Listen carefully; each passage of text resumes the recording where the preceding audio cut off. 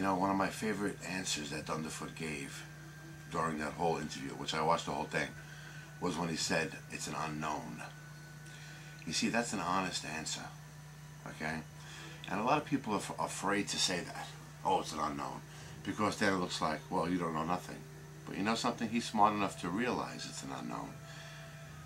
You know, science has many theories, and for all we know, a lot of them are true, 100% true. But is it a known? Do we know for 100% true? Just like religion. Like, I believe in God, but ask me if I know 100% for a fact that God is real. Of course not. How could I possibly know something like that? It never appeared to me. Okay? And another thing, this, you know, was labeled a debate, but to me it came across more as though Ray Comfort was interviewing Thunderfoot. I don't know if anybody else got that vibe. Not the whole way through. Sometimes it did come across like ebb and flow, but often times like Thunderfoot would be answering a question, and the second he's done, Ray Comfort is shooting back with another question.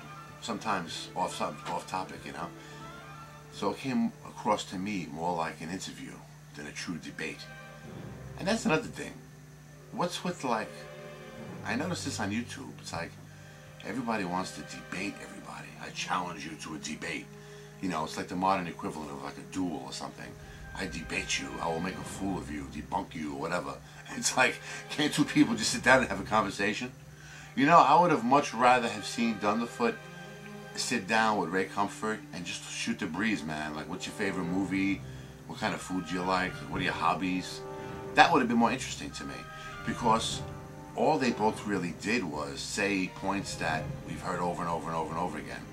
Like, we know where they stand, both these men, and it was still interesting though, obviously. I liked it, but maybe if they do another one, maybe do some religion and politics or whatever, but then get into movies and, you know, I don't know, that might be more interesting. Just to see what two people, what's on their mind, you know, in other ways, you know. And there was an interesting thing too. Like, Ray Comfort did, you have to admit, kind of say like constantly, oh, it's in the Bible, it's in the Bible, it's in the Bible. I mean, come on, man. That's really no argument. Just like Thunderfoot said, it's an unknown. Mr. Comfort should have said, it's an unknown. But as a religious man, I have faith. I have faith in God, you know, and all that good stuff. But just to say it's in the Bible, that really isn't proof, man. That really isn't proof. And another thing that I found interesting, that I didn't hear really, well, I didn't go through every single person's video on this thing, but I didn't see anybody really saying Thunderfoot lost this debate on the issues, or Ray Comfort lost the debate on the issues. It seems to be boiling down to who stuttered the least or the most. It's like, but that really makes or breaks a winner or, you know, loser in a debate, who stutters. But just be careful out there. Don't fall for a slick talker. You know, just because somebody talks so slick and they're always on point with their words, you know. Be careful. But that's the kind of person, man. Like, what did I say? Used car salesman can sell you a lemon, man, and you drive away happy. A slick talker can sell ice to the Eskimos, right? How many politicians are slick talking dogs, you know? But they're really rats. But I guess most of the population, they're fooled by that. His words are so inspiring. Remember, Hitler was a very good speaker, man, real passionate.